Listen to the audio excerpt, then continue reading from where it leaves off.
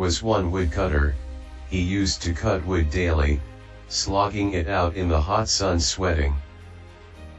The same company employed another woodcutter. As well, the second woodcutter used to cut more than the first. As a result of that, after 1 year the company increased his salary. The first woodcutter complained, "I have been working so long in this organization, and you have increased his salary more than mine." They said, "Look, we are production oriented. He is cutting double the trees that you are cutting. You also increase.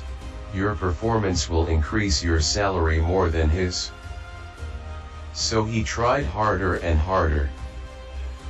But he was not able to increase his production. So he went to them and said, "How does he cut so many trees?" They said, "Why don't you ask him?" He went and asked the second lumberjack, "How do you do it?" That lumberjack said, "Every time I cut a tree, I take a 5-minute break in which I sharpen my saw." "Do you sharpen your saw?" The first one said, "No, I just keep hitting and hitting and hitting." Said, "That is the mistake. You need to sharpen your saw." Similarly, you are working in the world. You're running from morning till night, from crisis management to problem to difficulty to resolution of conflict.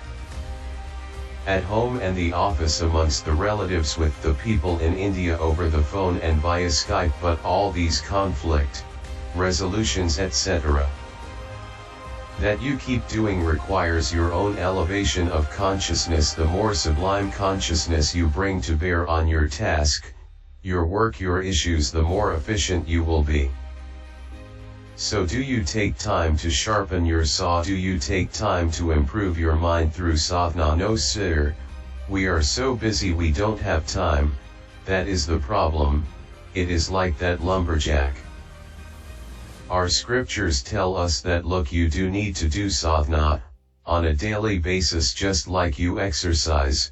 Now in modern day occupations and professions, people are doing sedentary work. Through the day you have to sit in your office all day long, so people realize, if I continue this lifestyle I will fall sick. I need to take out half an hour to 1 hour on a daily basis for exercise to maintain my health.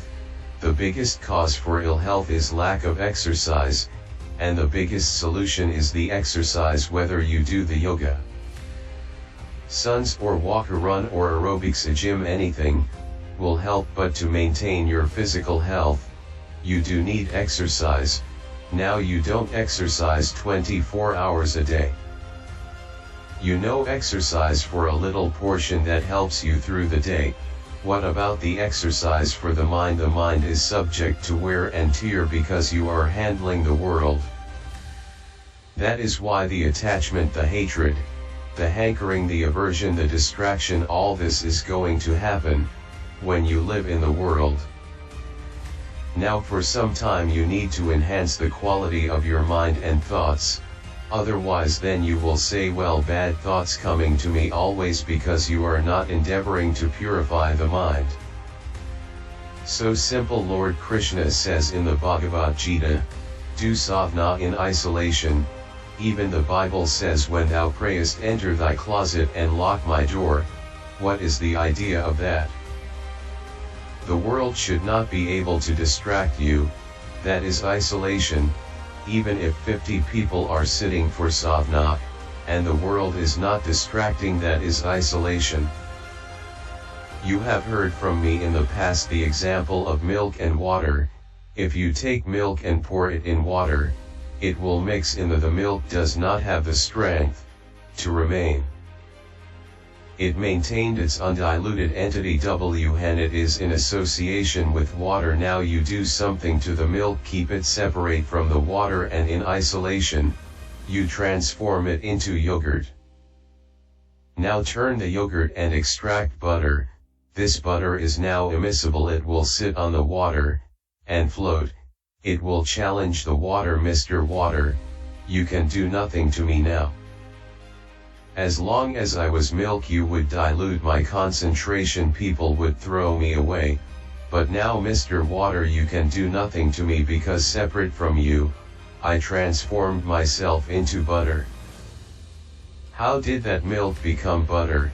By staying separate from the water. Like the milk is our mind, like the water is the world. When you live in the world, the mind becomes diluted by it.